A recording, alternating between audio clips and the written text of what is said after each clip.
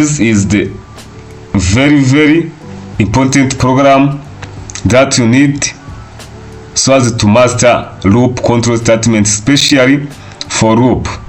So now you see they ask us to enter our number. Let us enter like 5. Means that we are going to find out the multiplication table of 5, right?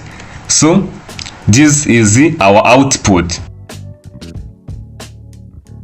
What's up, friends? Let me welcoming you back to G Double Computer Tutorial channel. In today's presentation, we are going to write C++ program that read number from the user and then automatically print its multiplication table, right? Yeah, is what we're going to do in this video. Yeah, now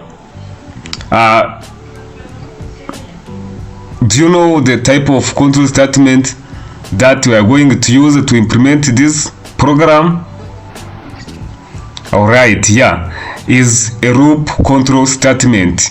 Yeah, a loop control statement is a type of control statement that allows to make loop in a C++ program to loop, right? Like counting and other tasks that ask us to make a loop. So we have to use loop control statement.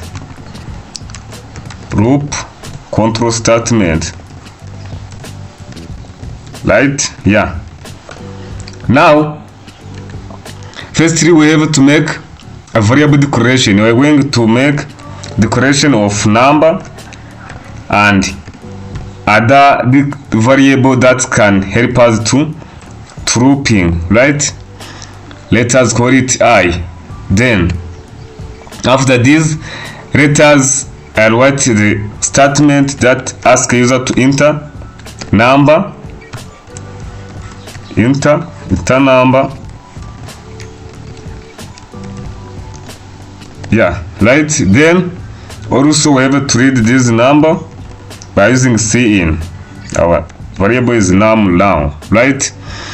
Yeah, now after this, after get this number, we are now going to use for loop, right? In loop control statement, there are different types of control statement, like for control statement, while control statement, do while control statement, nested loop control statement, and so on and so forth. So what you need to do is to subscribe to this channel so as to get all these lessons from G Double Computer Tutorial channel, right? Yeah, now let us use for loop control statement. The for loop control statement has the general syntax, right? First of all, let me show you the general syntax of loop control statement.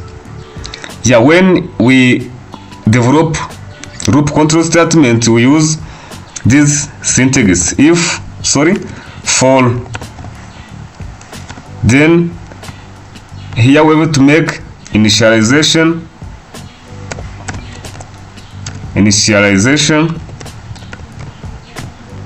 and then condition,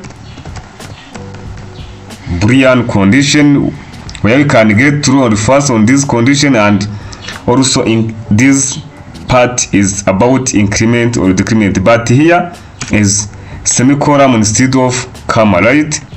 Pay attention, here is semicolon, not comma. Now increment or decrement, increment or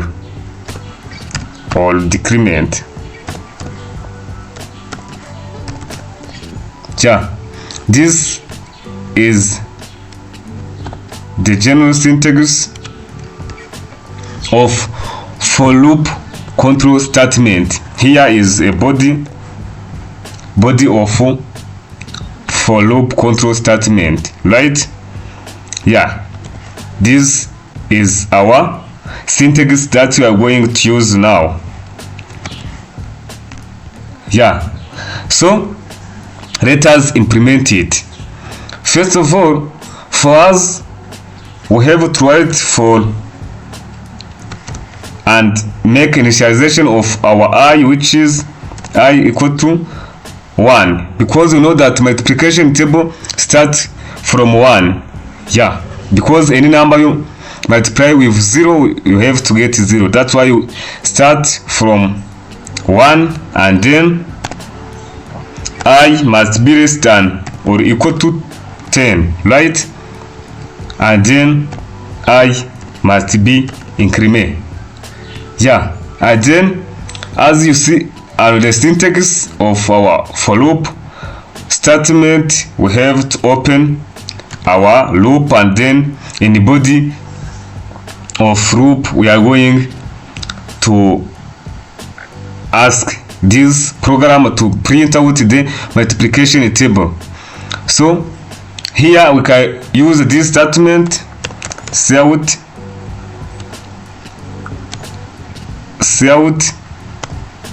then here we have to write like this num our number, then star I, because you know that, but here we have to put here this symbol, and then also here num multiplication with our I, because you know that our I will be count from 1 to 10, right? And then here also we have to put this operator so as to write our condition, right? Our num times or multiplication with our I is equal to then num multiplication with I, and then here end line. Yeah, you see, first of all we take our num, then times I, and I will be count from 1 to 10, as you see in this for loop statement, right? Means that our program will print num times 1, then loop here I will be increment, then I will be equal to 2. When I is equal to 2, now we display num times 2.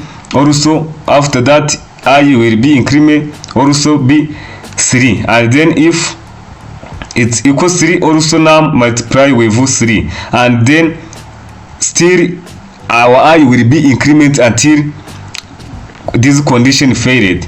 Our condition will fail when our I reaches to 11, right?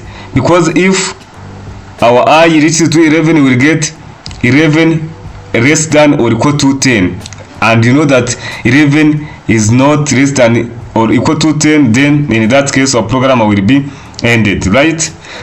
Yeah, let us make a compression of our program and check an output, right? Let us call it loop like this, then save it and check. Yeah, this is the very important program that you need so as to master loop control statement, especially for loop. So now you see they ask us to enter our number. Let us enter like 5. Means that we are going to find out the multiplication table of 5, right? So this is our output. 5 times 1 is equal to 5, 5 times 2 is equal to 10, times 3 equal to 15, until 5 times 10, which is equal to 15, right?